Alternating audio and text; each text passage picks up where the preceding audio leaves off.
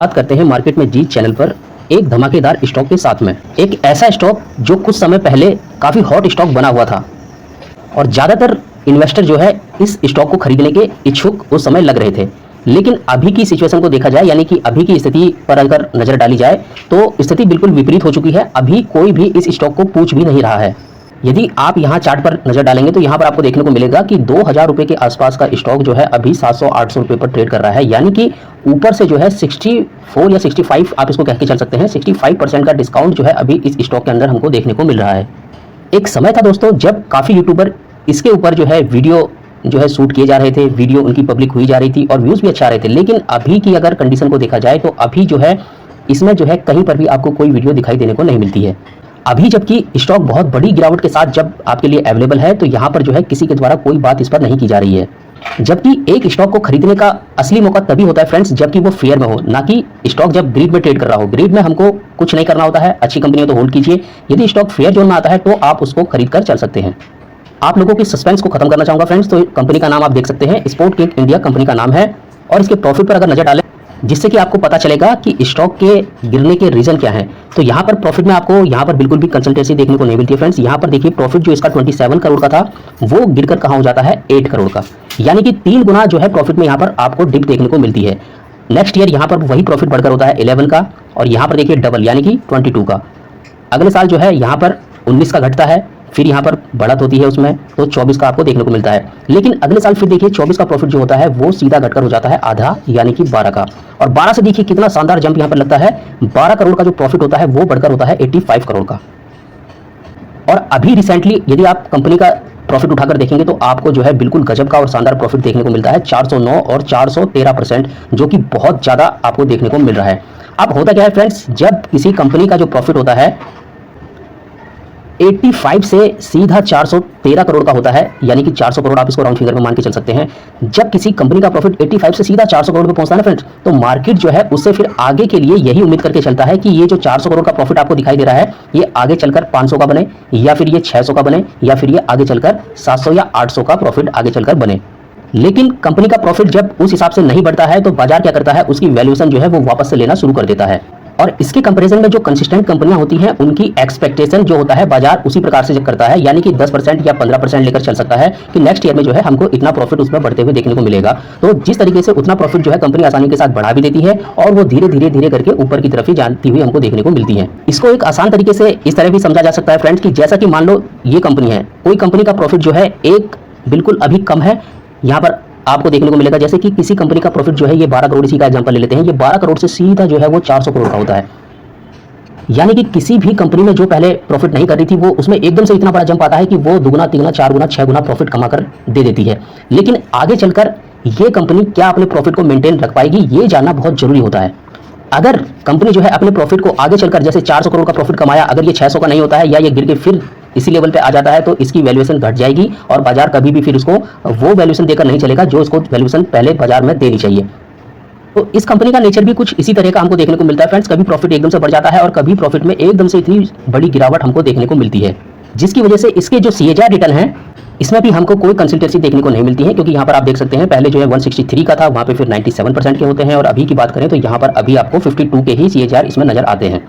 और यही वजह है फ्रेंड्स कि इसके जो चार्ट पैटर्न में जो है इसके प्राइस में हमको इतनी बड़ी बड़ी गिरावटें जो है देखने को मिलती हैं, क्योंकि इसके प्रॉफिट में बिल्कुल भी कंसिस्टेंसी नहीं है। यहाँ पर ये इसका पास्ट का डेटा मैंने लिया हुआ है, यहाँ पर आप लोगों को देखने को मिलेगा कि पहले भी कंपनी का इसी तरह का नेचर जो है पहले भी हो चुका है।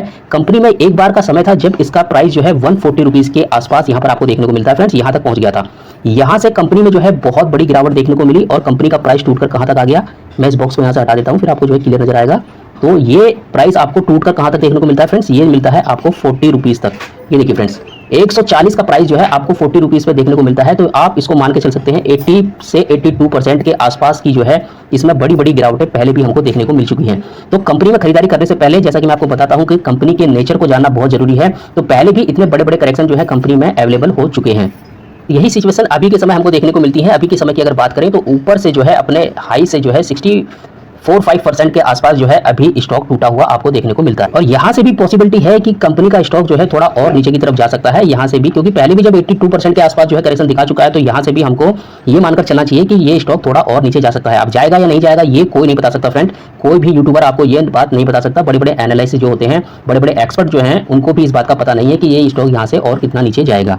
अब मान लो कि स्टॉक जो है यहाँ से थोड़ा और नीचे करेक्शन दिखाता है और नीचे चला जाता है, यहाँ से इसमें 10-20% की गिरावट और हमको देखने को मिलती है, तो आप ये मान के चलो कि स्टॉक जो है 70 से 80% स्टॉक अगर यहाँ पर टूटता हुआ आपको नजर आता है, और उसके बाद मैं आपसे कहूँ कि आप इस स्टॉक में खरीदारी करके चलिए, तो आप उसमें बाय करके चलेंगे? आप उसमें बिल्कुल भी बाय करके नहीं चलेंगे, क्योंकि आपने स्टॉक को इतना मेजर करेक्ट होते हुए देखा है, आपने उसमें इतनी बड़ी गिरावट को पहले देखा हुआ है। जबकि असली मौका तभी होता है फ्रेंड्स कि जब आप बाय नहीं करना चाहते हो, तभी उसको अगर आप बाय करके चलेंगे तो आपको अच्छे खासे रिटर्न जो है उस कंपनी से मिल पाएंगे। तो समझाने का मतलब ये है फ्रेंड्स कि जब स्टॉक भाग रहा होता है, जब ये भाग रहा होता है, तब आपको लगता है कि इसमें बाय करके चलना चाहिए, जबकि वहां पर इसको बाय करके नहीं चलना होता है, क्योंकि वहां पर ग्रीड का माहौल होता है और ग्रीड के माहौल में खरीदारी करके नहीं चलनी होती है। असली बाइंग जो है एक इन्वेस्टर है, यदि आप लॉन्ग टाइम के इन्वेस्टर हैं, यदि आप मार्केट में थोड़ा समय बताएंगे तो आपको समझ में आ जाएगा कि जब फेयर का माहौल होता है तभी जाके आपको बाई करना होता है, जैसा कि अभी इस स्टॉक में हमको देखने को मिल रहा है। तो अभी चाहे तो आप इस कंपनी को जो है वॉच लिस्ट में लगाकर रख सकते हैं। कंपनी ग्रोइंग तो है, लेकिन जो है वॉलेटिलिटी और इसका नेचर जो है मैंने आपके साथ में शेयर सारी बातें कर दी हैं, और जिनके पास भी पहले से है वो इसको होल्ड कीजिए, और जो उसको खरीदना चाहते हैं वो बहुत ही लिमिटेड वेटेज के साथ में इसको पोर्टफोलियो में जगह देकर चल सकते हैं।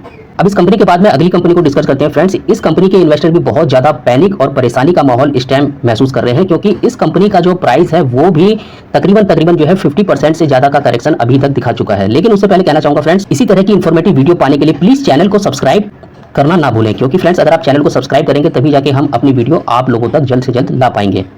तो फ्रेंड्स बढ़ते हैं कंपनी की तरफ। तो कंपनी का किसी भी कंपनी का 50% गिरना जो है वो बहुत बड़ी बात होती है अपने आप में। और साथ ही आपको एक चीज बता दूं फ्रेंड्स, इस कंपनी में जो है रिटेल निवेशक जो है वो बहुत ही ज्यादा है, यानी कि हर तीसरे आदमी के पोर्टफोलियो में आपको ये कंपनी देखने को जरूर मिल जाएगी। इस कंपनी में इतना ज्यादा लगाव होने के रीजन ये है फ्रेंड्स, इतना ज्यादा प्यार होने का, इतना ज्यादा लगाव होने का सबसे बड़ा मेन रीजन ये है कि इसमें जो है आपको बताई जाती है कि कंपनी का बिजनेस जो है वो मोनोपोली है, यानी कि कंपनी जो है मोनोपोली बिजनेस के साथ जो है रन कर रही है। लेकिन आज मैं इस कंपनी के आपको दोनों पॉइंट बताने की कोशिश करूंगा फ्रेंड, प्लस पॉइंट क्या है और माइनस पॉइंट क्या है, चलते हैं उनकी तरफ। तो पहले फ्रेंड्स आप कंपनी का नाम यहाँ पर देख सकते हैं, कंपनी का नाम है IEX, जैसा कि आपको यहाँ पर ऊपर देखने को मिल रहा है। और कंपनी के प्लस पॉइंट की बात करें तो यहाँ पर बहुत बड़ा आर्टिकल है, यदि मैं पूरा पढ़ने लग जाऊंगा तो वीडियो जो है बहुत ज़्यादा लंबा हो जाएगा, तो मैं आपको मोटा मोटी बता देता हूँ।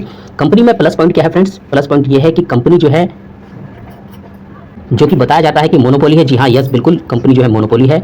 कंपनी जो है प्रॉफिट अच्छी तरह से बढ़ा रही है, कंपनी प्रॉफिटेबल भी है। लेकिन माइनस पॉइंट की यदि बात करें तो माइनस पॉइंट कंपनी का ये निकल के आता है फ्रेंड्स कि कंपनी जो है रेगुलेटरी, यानी कि कंपनी के ऊपर नियंत्रण बहुत ज़्यादा हमको देखने को मिलता है। अब रेगुलेटरी यानी कि नियंत्रण किसका है फ्रेंड्स, नियंत्रण है एक बोर्ड का। ये सारी चीजें वो बोर्ड निर्धारित करता है कि कंपनी के प्राइस को ऊपर ले जाना है या नीचे ले जाना है, क्योंकि इस कंपनी में आपको काफी सारे इश्यूज भी देखने को मिलेंगे, काफी सारी रेगुलेटरी आपको इस कंपनी में देखने को मिलती है। यदि आप वो सारे इश्यूज और उनके बारे में जानना चाहते हैं तो आप इसकी वेबसाइट पर जाकर देख सकते हैं, आपको डिटेल में वहां पर सारी जानकारी देखने को मिल जाएगी। अब चलते हैं कंपनी की प्रॉफिट की ग्रोथ पर, तो एक ग्रोथ पर नजर डाल लेते हैं फ्रेंड्स। तो कंपनी की प्रॉफिट की ग्रोथ पर नजर डाले फ्रेंड्स, तो यहाँ पर ग्रोथ तो कंपनी में दिखाई देती है। यहाँ पर देखिए ये 165 ये थोड़ा कट चुका था तो मैंने यहाँ पर लिख दिया है। इसके बाद प्रॉफिट बढ़कर होता है 178 का। अगेन प्रॉफिट में जंप देखने को मिलती है, कंपनी का प्रॉफिट 213 का होता है, और यहाँ पर देखिए 303 का, और यहाँ पर 307 का। अब यहाँ पर नोटिस करने वाली एक चीज है फ्रेंड कि जो प्रॉफिट की ग्रोथ यहाँ पर पिछले साल 303 करोड़ के आसपास की थी, वही प्रॉफिट की ग्रोथ 307 के अप्रोक्स जो है अभी आपको देखने को मिलती है।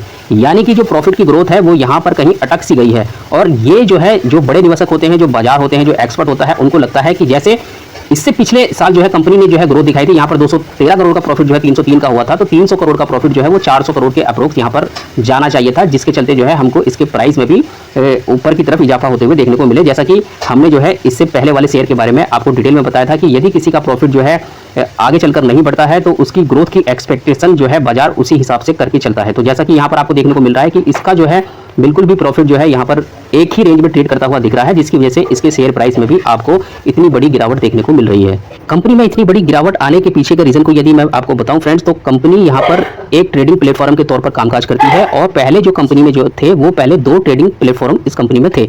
लेकिन अभी की बात करें फ्रेंड, लेकिन अभी इसमें जो है एक और मतलब जो तीसरा जो ट्रेडिंग प्लेटफॉर्म है उसको भी इंट्रोड्यूस किया जा चुका है। जैसा कि मैंने आपको बताया कि यहाँ पर जो रेगुलेटरी होती है उनके द्वारा इसमें जो है काफी नियंत्रण होता है, तो वो इसमें कुछ भी कर सकते हैं। आगे चलकर हो सकता है वो चौथा भी ला सकते हैं, वो 5वां भी ला सकते हैं। तो इससे क्या होता है फ्रेंड्स कि जो कंपनी का काम होता है वो डिवाइड हो जाता है, यानी कि वो बढ़ जाता है। अब इससे पहले 2 थी तो काम तो उतना ही है फ्रेंड्स, मतलब कि बराबर कंपनी दोनों काम कर रही थी, यानी 50% एक कंपनी काम कर रही थी और 50% जो है वो दूसरी कंपनी काम कर रही थी। लेकिन अब जो है काम बढ़ जाएगा, काम उतना ही है, लेकिन अब जो है ये तीसरी कंपनी को भी काम इसी से करवाना पड़ेगा।